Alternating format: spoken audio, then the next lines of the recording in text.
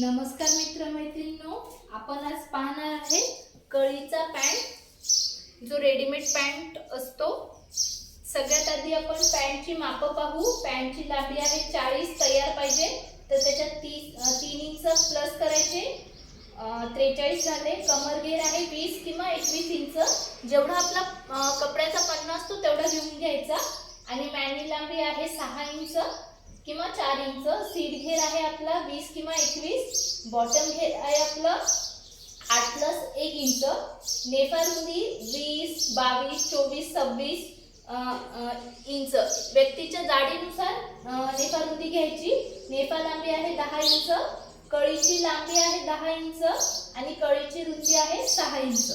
आता आपण सगळ्यात आधी माप पाहू। आपल्या पॅन्टची उंची 40 इंच आहे, तर त्याच्यामध्ये 3 प्लस केले आपण 43 झाले। 43 मधून 10 नेफ्याचे मायनस केले, उरले आपले 10 इंच मायनस केले, उरले 33। तर आपण खालचं आता कमरेपासूनचं माप टाकणार आहे, नंतर आपण नेफ्याचं मेजरमेंट पाहू। हे आहे आपलं 33 इंच ही लांबी घेतली आपण। आणि आपलं हे कमर घेर आहे। आता हे कपड्याच्या पन्न्यात जितकं बसेल तितकं घ्यायचं। आता हे जास्त आहे, पण आपण पॅन्टचं जेवढं माप आहे तेवढंच घेणार आहे। हे 20 किंवा 21, आपण 21 इंच घेणार आहे।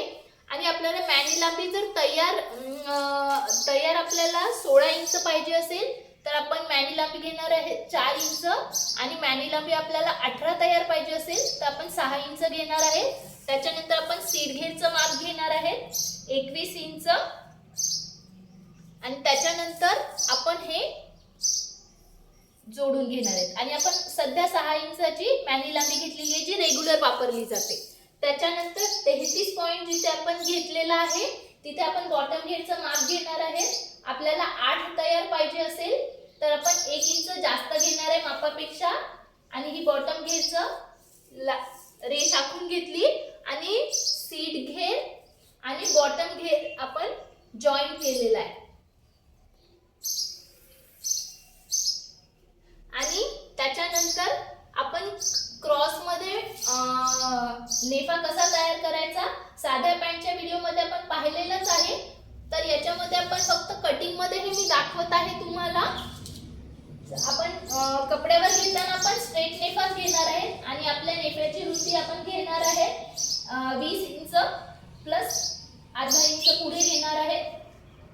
त्याच्यानंतर आपल्याला हे जे साइडला पीस निघतात, हे 4 तुकडे जे निघतात त्याचे आपण नेफा याच्यापासून आपण तयार करू शकतो। आणि हे झालं आपल्या कळीच्या पॅन्टचं माप। आता आपण याचं कटिंग पाहू। हे आपण पाहिलं ड्राफ्टिंग। त्याच्यानंतर हे इथून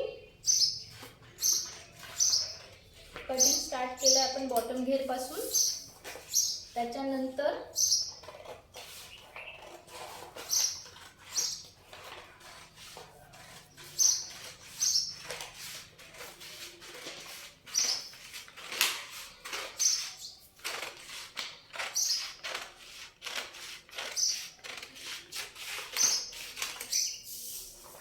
हे आपलं मॅनी लांबी स्ट्रेट मध्ये कट करायची आपण।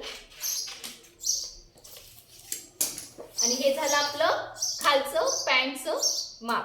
आता त्याच्यानंतर आपण कळीचं माप कसं टाकायचं ते पाहू। आणि आपली सरळ मध्ये नेफा रुंदी येईल। आपण सरळ नेफा घेणार आहे, त्यामुळे समजा ही दुहेरी घडी आहे कपड्याची, तर याची लांबी घ्यायची 10 इंच आणि याची रुंदी घ्यायची 20.5 इंच। त्याच्यानंतर हा चौकोन असा कापून घ्यायचा। आणि हे झालं आपलं नेफा, जो आता चौकोन कापायचा।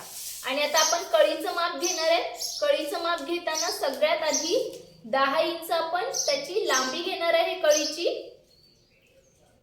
त्याच्यात 10चा सेंटर काढायचा, 5 आलं।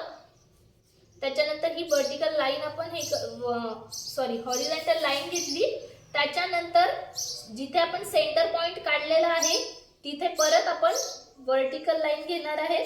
आणि इकडनं 3 इंच आणि इकडनं 3 इंच हे आपण माप घेतलेलं आहे। आता हे जॉईंट्स करायचे आणि मग हे आपली कळी तयार होते.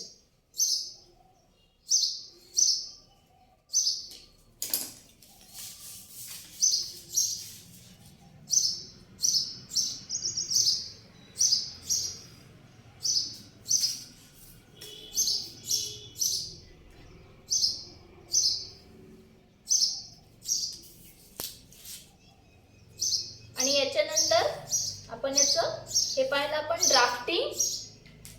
हे आहे आपलं, हे 10 इंच रुंदी आहे याची, 6 इंच. 10चा सेंटर काढून 5 केल्यानंतर सेंटर मधल्या लाईनवर इकडनं 3 इंच आणि इकडनं 3 इंच घेतलं आणि सगळे पॉइंट्स जॉईन करून घेतले. हे झालं याचं ड्राफ्टिंग कळीचं. आता आपण याचं कटिंग पाहू आणि याच्या नेक्स्ट व्हिडिओ मध्ये आपण हा स्टिच कसा पॅन्ट करायचा ते पाहू.